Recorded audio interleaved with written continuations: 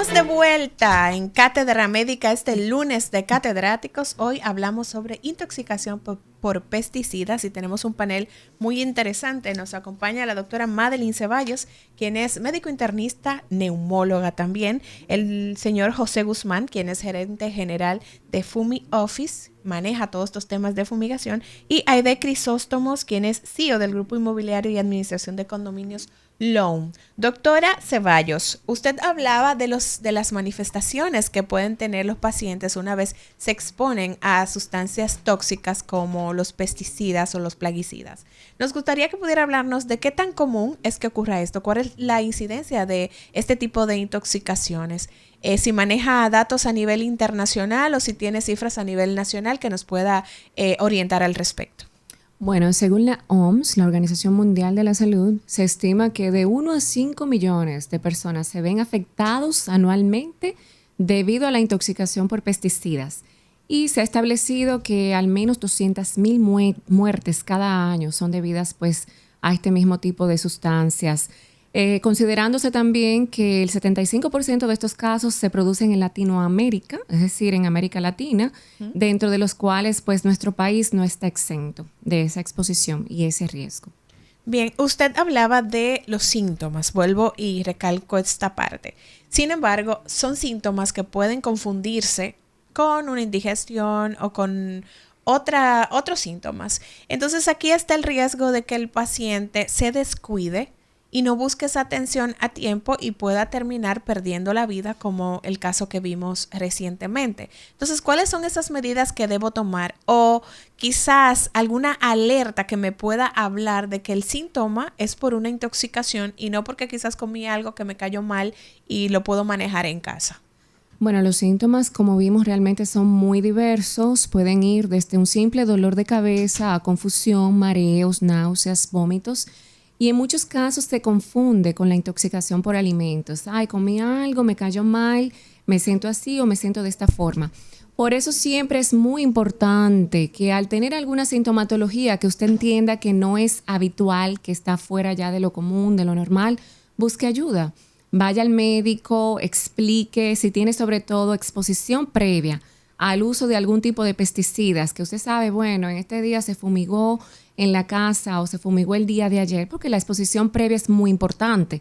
Y de hecho es lo que nos orienta a nosotros a poder llegar a ese diagnóstico que en muchos casos pues no se sabe, no hay otra forma de conocerlo. Entonces, la exposición previa es muy importante, pero sobre todo estar alertas, estar pendientes ante cualquier sintomatología, busque ayuda, vaya al médico. Ceballos, una pregunta. Una persona que llega con esas manifestaciones que usted señaló, a personas que están sintonizando tarde, la doctora Ceballos dice que las manifestaciones, la manera en que muchas veces los pacientes se comportan es que empiezan a salivar mucho, producir mucha sudoración, dolor abdominal, confusión, en fin.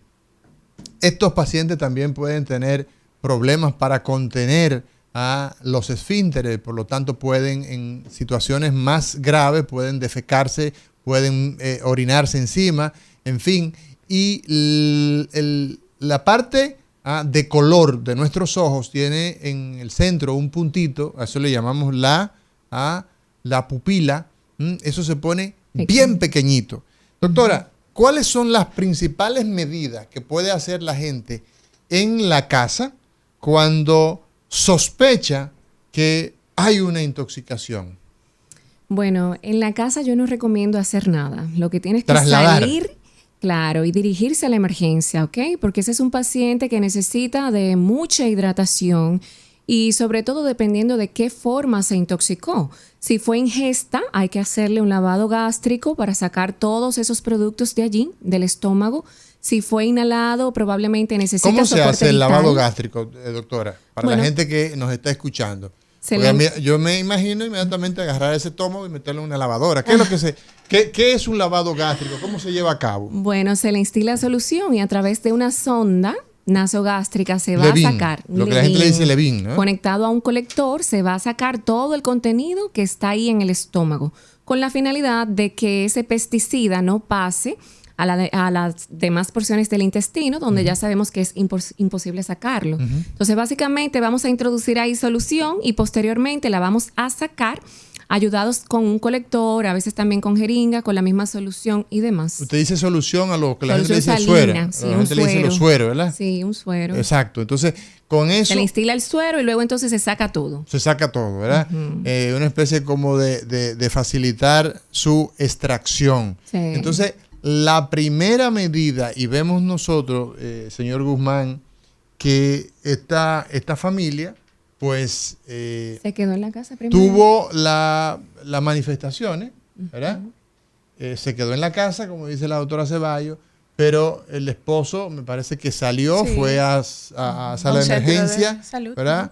Fue más o menos atendido, Y volvió a casa. regresó entonces a su hogar y entonces él al final, él no falleció, ¿no? Pero él entonces recibió atención, estuvo menos tiempo expuesto, Sí, ¿verdad? cierto. Salió Y de entonces es una medida importante el abandonar la El lugar escena de donde exposición. ha sido expuesto. Eso es bien Claro, importante, eso es muy ¿verdad? importante. La importancia también, doctora, porque en el caso de ellos desconocían que habían realizado Uf. este tipo de fumigación la torre en donde vivían. Entonces, la importancia de que el personal médico tenga la capacidad de pensar en identificar. este tipo de intoxicación, porque los casos que hemos visto en donde fallecen, estas personas desconocen que se ha realizado este tipo de fumigación. O sea, no Sí. pueden proveerle esa información al personal de salud de decirle fumigar o no y me estoy sintiendo de tal manera, sino que llego con la manifestación desconociendo lo que ha ocurrido. Esa es una gran desventaja de este caso. Simple y sencillamente nadie sabía que se había llevado a cabo un proceso de fumigación en este hogar, donde bien sabemos que a veces son inoloros, y no huelen, no se sienten, no tenemos forma de percibir lo que está en el ambiente. En este caso, lamentablemente, no contábamos con el antecedente de exposición, que es una información muy valiosa, es esencial. historia clínica de del exposición, claro, es muy importante para nosotros conocer.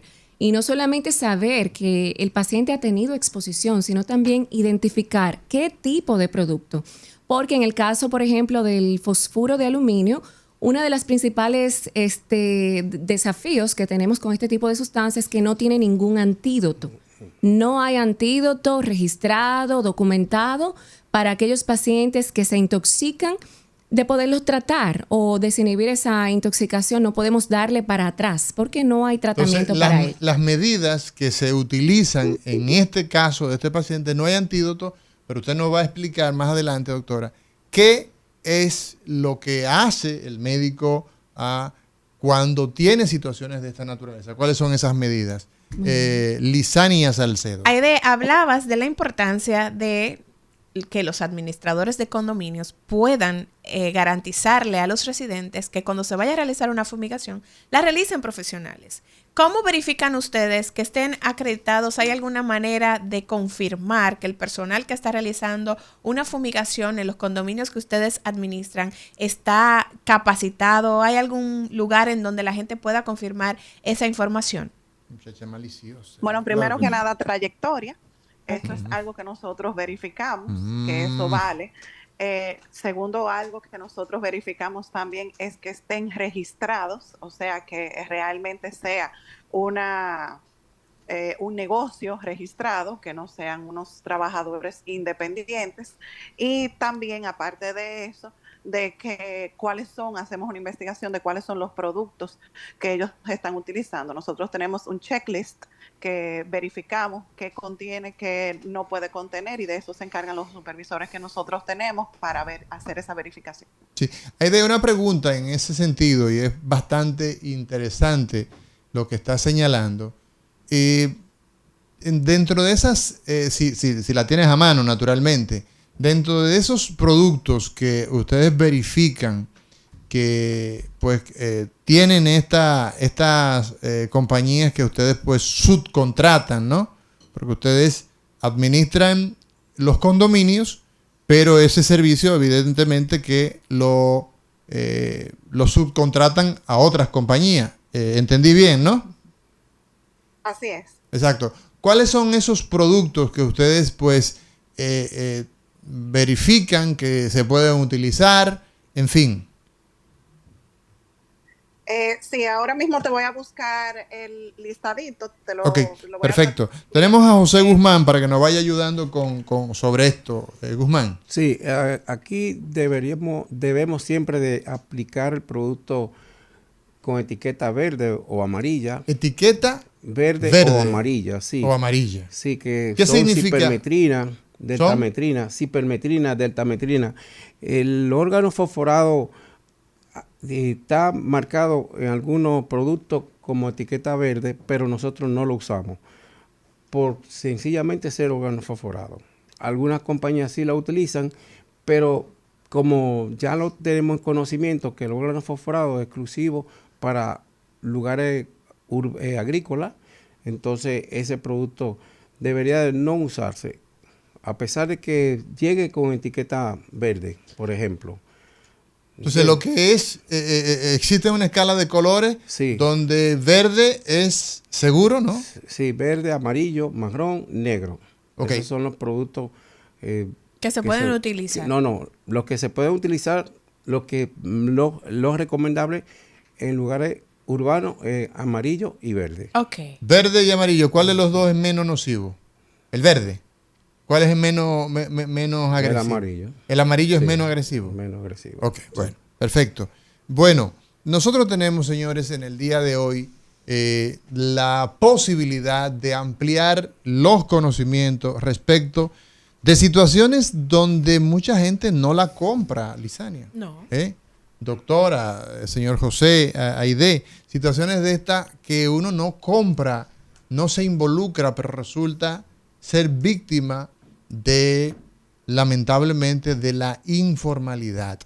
En este sentido, entonces, el que hace la fumigación, si se podría decir, sin los cánones, sin la indumentaria, muchas veces es víctima también porque se expone a la sustancia, se queda, se pasa horas o se pasan muchos minutos y entonces también resulta afectado. Tenemos que irnos de nuevo a una pausa, pero cuando nosotros regresemos necesitamos entonces saber qué medidas hacen los facultativos en sala de emergencia a propósito de que hay mucha acetilcolina, hay muchos problemas ahí en una intoxicación.